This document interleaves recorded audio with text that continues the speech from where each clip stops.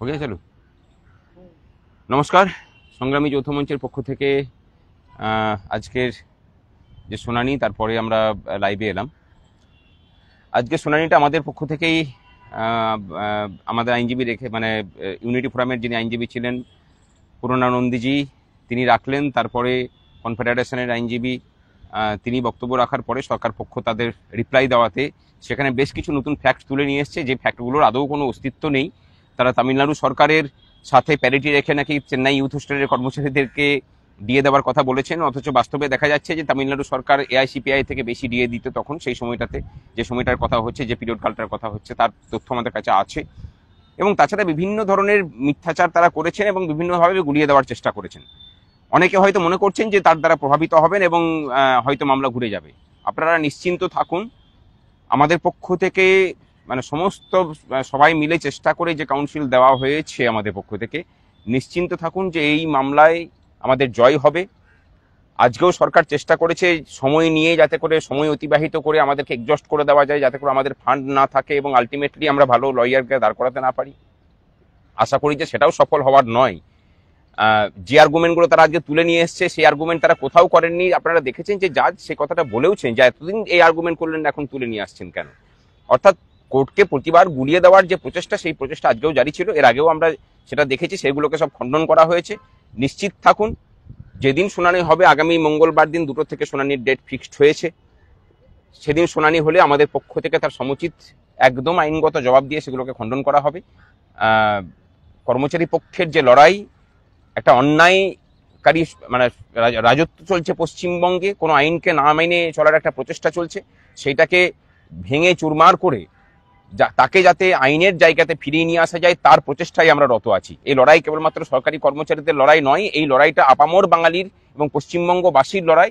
যেখানে সরকার কোনো প্রতিষ্ঠানকে মান্যতা দেয় না, মানে কোনো আইনকে মান্যতা দেয় না, সংবিধানকে মানে না, সেই জায়গাতে আমরা এই সরকারটাকে আইনের জায়গাতে নিয়ে এসে তাকে বাউন্ড করাতে চাইছি। লড়াইটা এই নিয়ে।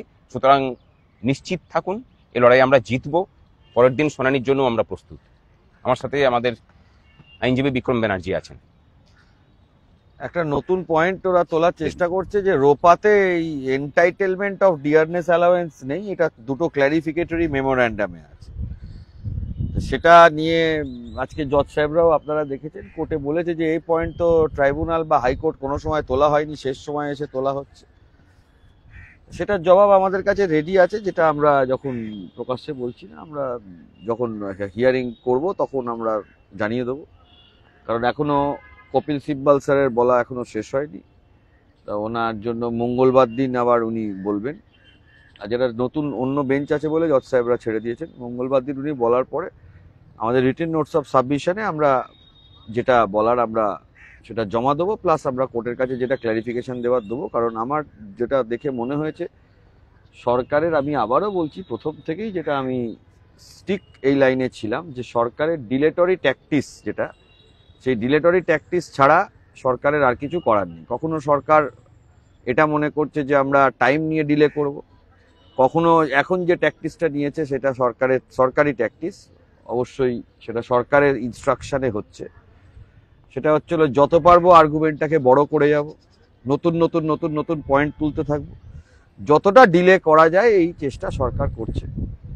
আমরা সেটা যখন আমাদের আবার টার্ন আসবে তখন ডেফিনেটলি আমরা সেটা বা কোর্টকে জানাবো, এবং সেটা যেটা জবাব দেওয়ার আমাদের তরফ থেকে সেটা জবাব দেওয়া হবে। এই ডিলেটরি ট্যাকটিসটার এটা কারণ হচ্ছিল যতটা পরিমাণ গুলিয়ে দেওয়া যায় বা যতটা পরিমাণ এটাকে চেঞ্জ করে অন্য কিছু একটা চেষ্টা করা যায়, সেটাতে আমার মনে হয় না খুব একটা লাভ করতে পারবে বলে সরকার।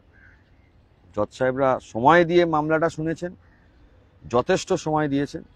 এর জন্য আমি সুপ্রিম কোর্টকে, আমাদের খুবই ভালো লাগছে সুপ্রিম কোর্টে যে এত সময় দিয়ে সুপ্রিম কোর্ট মামলা শুনবেন। আগামী মঙ্গলবার দিন মামলা হলে তার জবাব আমরাও দেবো।